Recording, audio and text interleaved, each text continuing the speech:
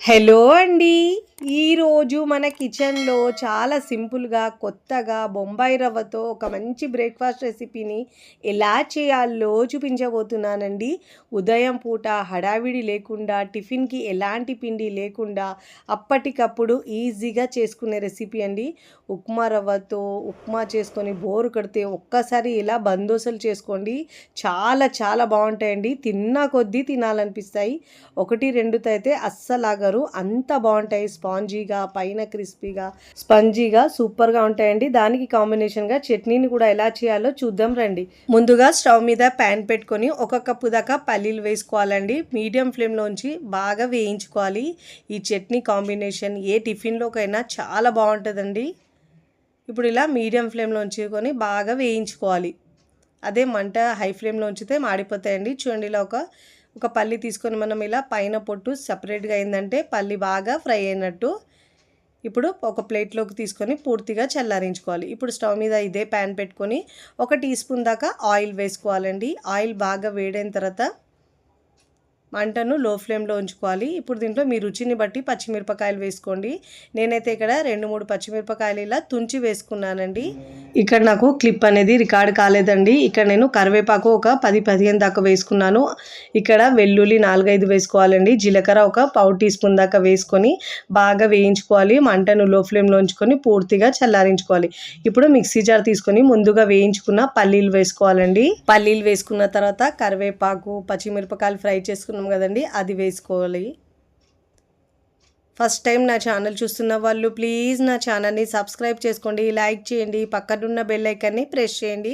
ఇలా ప్రెస్ చేయడం వల్ల నేను పెట్టే వీడియో నోటిఫికేషన్ ముందుగా మీ హోమ్ పేజ్కి వస్తాయండి. ఇప్పుడు దీంట్లో పావు కప్పు దాకా పుదీనా వేసుకోవాలండి, కాడలతో సహా. ఒక చిన్న లెమన్ సైజు చింతపండు వేసుకోవాలి. ముందుగా నానబెట్టుకున్నానండి. ఇలా చాలా తక్కువనే పడుతుంది చింతపండు. మీ పులుపుని బట్టి యాడ్ చేసుకొని ఇలా మెత్తగా గ్రైండ్ చేసుకోవాలి. ఇప్పుడు దీంట్లో కొద్దిగా వాటర్ యాడ్ చేసుకొని మళ్ళీ ఇలా బరకగా గ్రైండ్ చేసుకోవాలి. ఇప్పుడు ఇలా గ్రైండ్ చేసుకున్న ఈ చట్నీని మనం బౌల్లోకి తీసుకోవాలండి. ఇలా పుదీనా వేసుకోవడం వల్ల దీని ఫ్లేవర్ అనేది చాలా బాగుంటుందండి. హోటల్లో చేసే చట్నీ ఎలా ఉంటుందో గట్టి చట్నీ ఆ టేస్ట్ వస్తుందండి. ఇప్పుడు ఇలా మొత్తం చట్నీని మనం బౌల్లో తీసుకున్న తర్వాత ఈ చట్నీకి మనం పోపు పెట్టుకుందాం. సింపుల్గా పోపు ఎలా పెట్టుకుంటామో సేమ్ అదే విధంగా పోపు పెట్టుకోవాలండి. స్టవ్ మీద ప్యాన్ పెట్టుకొని 1 టేబుల్ స్పూన్ దాకా ఆయిల్ వేసుకోవాలండి. మంటను మాత్రం లో ఫ్లేమ్లో ఉంచాలి, లేదంటే పోపు మాడిపోతుందండి. ఇప్పుడు ఇలా పోపు దినుసులన్నీ వేసుకోవాలండి. ఆవాలు పావు టీ స్పూన్ దాకా, జీలకర్ర పావు టీ స్పూన్ దాకా, మినప్పప్పు హాఫ్ టీ స్పూన్ దాకా వేసుకోవాలి. ఎండుమిరపకాయలు ఇలా 2 తుంచి వేసుకోవాలండి. మంటను లో ఫ్లేమ్లో ఉంచుకొని బాగా వేయించుకోవాలి. ఇప్పుడు ఇలా బాగా కలుపుతూ వేయించాలండి. ఇప్పుడు ఇలా వేయించుకున్న తర్వాత ఒక 6, 7 దాకా కరివేపాకు ఆకులు వేసుకోవాలండి. వేసుకొని దాన్ని కూడా ఇలా బాగా ఫ్రై చేసుకోవాలి. మంటను మనము లో ఫ్లేమ్లో ఉంచి మాత్రమే ఫ్రై చేసుకోవాలి.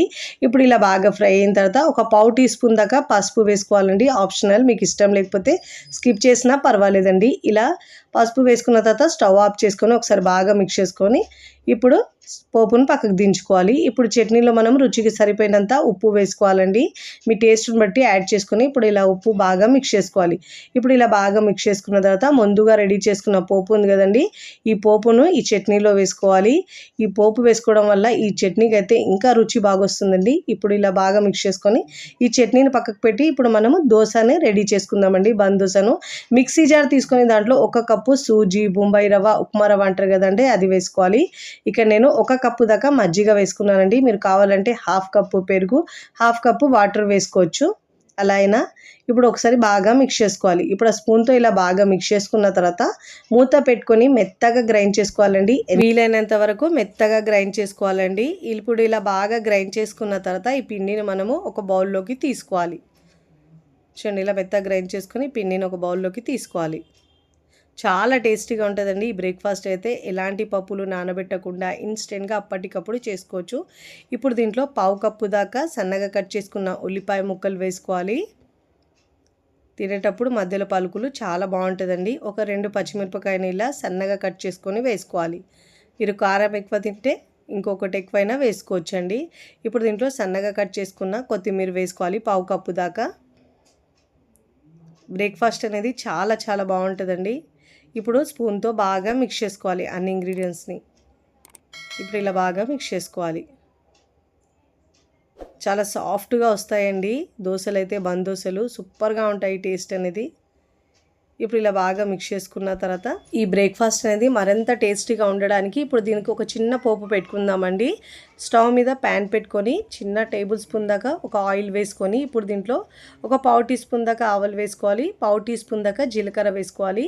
ఇలా పోపు వేసుకొని చేసుకోవడం వల్ల బ్రేక్ఫాస్ట్కి టేస్ట్ ఫ్లేవర్ అనేది చాలా బాగా వస్తుందండి. ఇప్పుడు పావు టీ స్పూన్ వేసుకున్న తర్వాత హాఫ్ టీ స్పూన్ దాకా ఇలా మినపగుళ్ళు వేసుకోవాలి.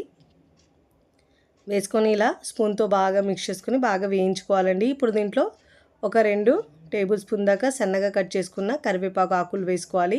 ఇప్పుడు ఇలా మంటను లో ఫ్లేమ్లో ఉంచుకొని బాగా ఫ్రై చేసుకోవాలి. ఇప్పుడు ఇలా పోపు బాగా వేగిన తర్వాత స్టవ్ ఆఫ్ చేసుకొని పక్కకు దించుకోవాలండి.